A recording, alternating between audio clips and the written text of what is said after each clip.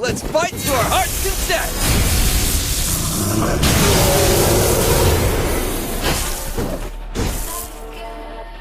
Yo, Sacred Beasts here. Ranked top 2 in Brazil, and I've already got global with this hero. If you want to carry matches alone with Lukas in Mobile Legends, you're in the right place.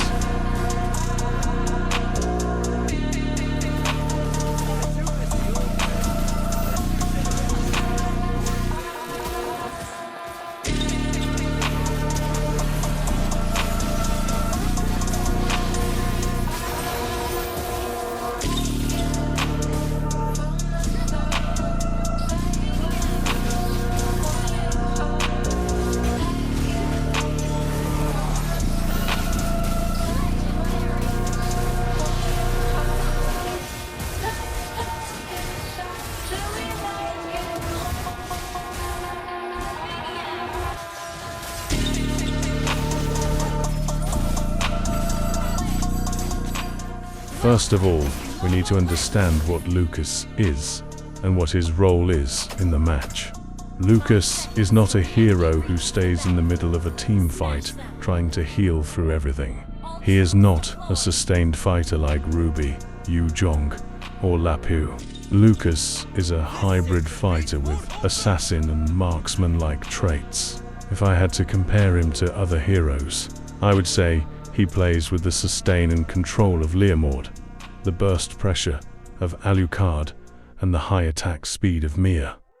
His main job is to use his ultimate to break the enemy formation and dive straight into the back line. Your priority should always be the enemy marksmen and mages.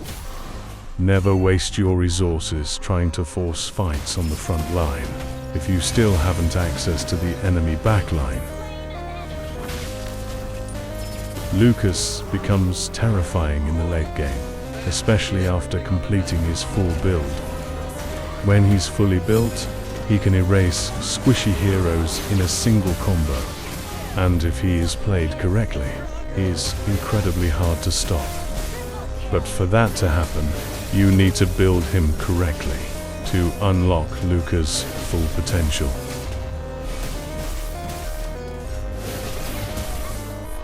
You want cooldown reduction, damage survivability, and attack speed.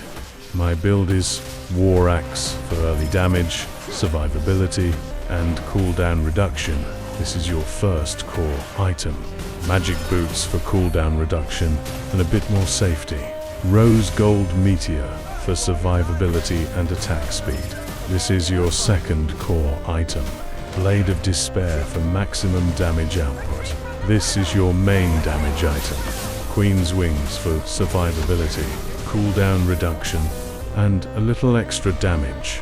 This is your third core item. Sea Halberd for healing reduction and damage. If healing reduction is not needed, you can replace it with Brute Force Breastplate for more survivability, or Malefic Roar if you need stronger penetration against tanks. I also recommend Wind of Nature for the moments when you need to dive the backline and avoid getting instantly deleted by physical damage. For emblems, I use Assassin Emblem with Swift for more damage and attack speed.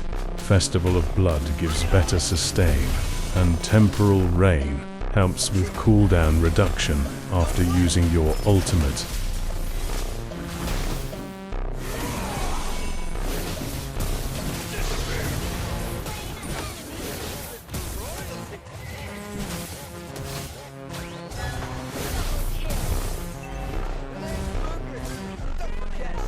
His best lane is the jungle. Why, you ask? Because Flame Retribution gives you an extra advantage in fights and helps you snowball faster. That is much better for Lukas than choosing a defensive battle spell just for a little more survivability. Lukas is fragile in the early game. He has damage, but he can die very quickly before he gets rolling. Until he gets Rose Gold Meteor, he should not be treated like a frontliner. That is why, in many games, it is smarter to give up some early objectives and focus on farming safely first. Do not worry. Once the game reaches the late stage, Lukas becomes one of the most dangerous heroes on the map. He can burst like an assassin, pressure like a fighter, and scale into a true win condition. If you are speaking casually, Lukas is your carry hero. On the late game, if played properly, he can even 1v5.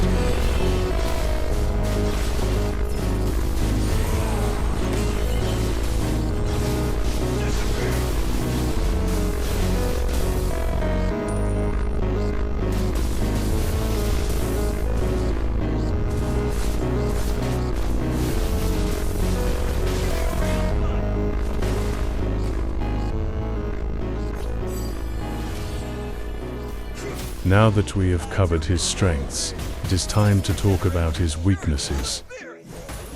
What counters Lukas most is crowd control that interrupts his skills. There are still some effects that can stop him, even though he is immune to a lot of crowd control in the game. Suppression, for example, is a serious threat. Crowd control immunity does not protect him from suppression, and if he dives into it carelessly, he will die. Juxing can also be annoying because her control can wait out his immunity. Marcel's newer control effects can also bypass traditional crowd control immunity. Phoveus and Corphora can interrupt his rhythm as well. Lukas also struggles against very tanky heroes that deal strong damage themselves, because he does not always out-sustain them. Heroes like Fredrin, Baxia, Helos and Belarish can make his life much harder. Now let us talk about the laning phase. Lukas is weak early, so you need to be careful against jungle invades. Powerful roamers and mages can make your farm very difficult if you are careless. Play safely. Farm your jungle from a good distance, and do not force unnecessary fights before level 4. Once you reach level 4, Lukas becomes a real threat, and after you finish your first item, you can already start diving fights and even pressure turrets. But do not forget that you are still squishy, so play with discipline. Now let us go over his combo and skills. Passive, Hero's Resolve. Lukas gains resolve over time and also gains more resolve when dealing damage to heroes. When he is in Sacred Beast form, he constantly consumes resolve. This means that when you are outside of your ultimate, you should try to hit enemy heroes as often as possible to speed up your next ultimate.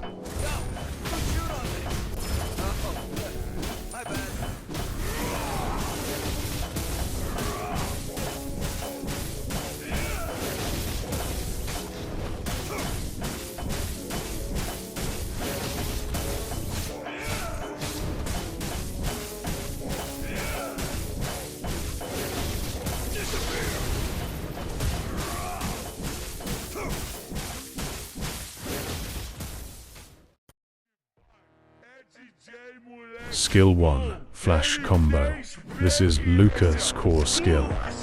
He can enhance Flash Combo with his basic attacks up to 2 times. When used, Lukas spends all of his vigor to unleash a powerful strike that deals damage and restores health when hitting heroes. With 1 stack, he briefly stuns the target and follows up with multiple attacks. With 2 stacks, the skill becomes even stronger and cannot be interrupted. What this means is simple. You should always try to go into a fight with your first skill already stacked. That way, when you dive into the enemy team, you're much harder to stop.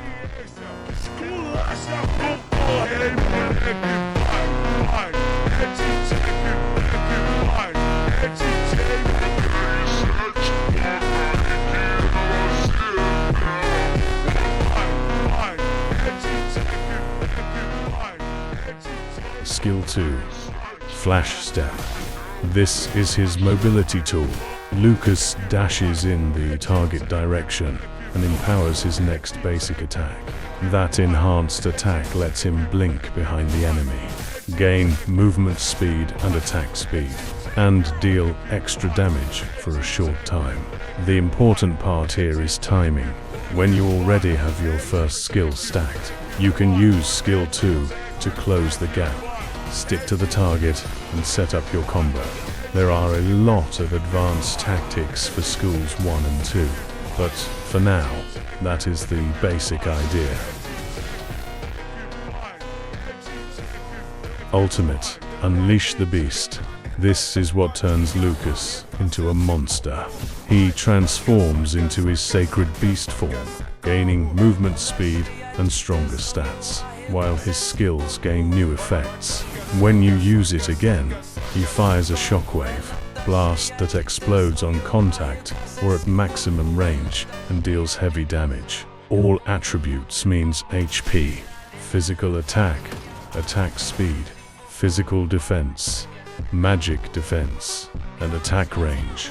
So here is the main idea. When your first skill is stacked, use your ultimate dash in, and then use your first skill.